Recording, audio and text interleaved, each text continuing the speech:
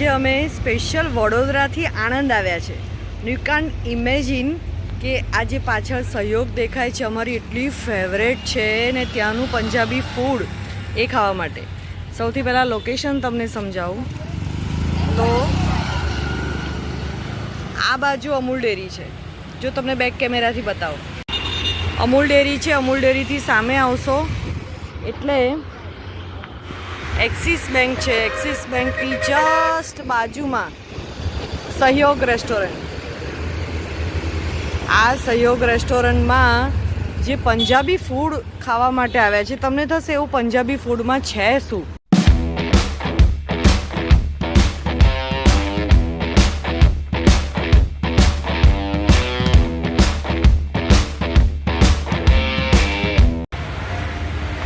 તમને કહું કે પંજાબી ફૂડમાં એવું શું છે કે અમે અહીંયા આવ્યા છીએ.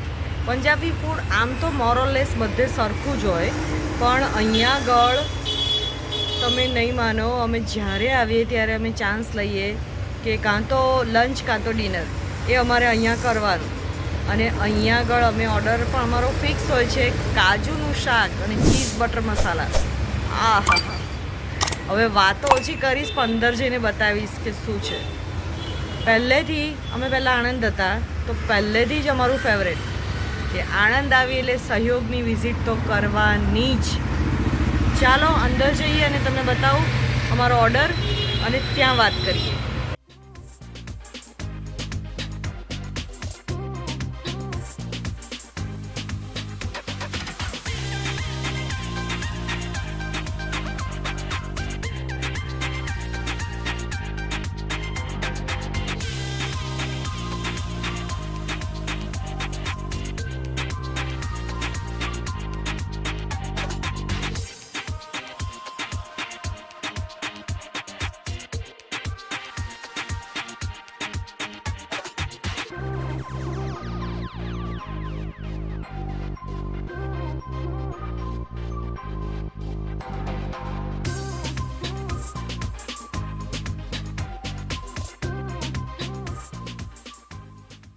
અમે ઓર્ડર કર્યું છે ચીઝ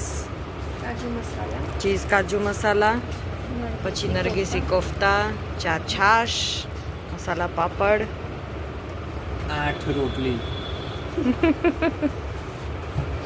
તો રોટલી વગર કેવી રીતે ખાવાનું?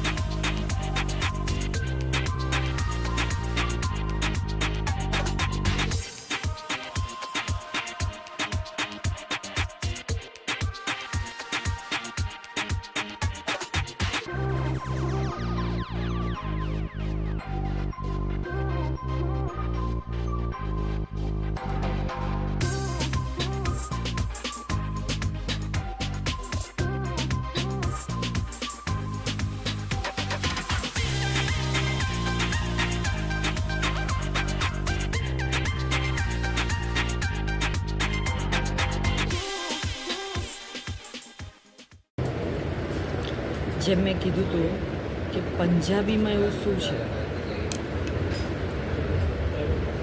કાજુનું શાક.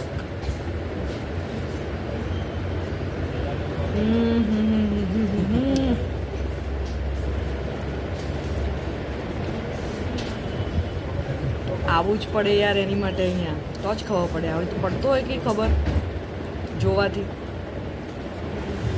આવી જવાનું.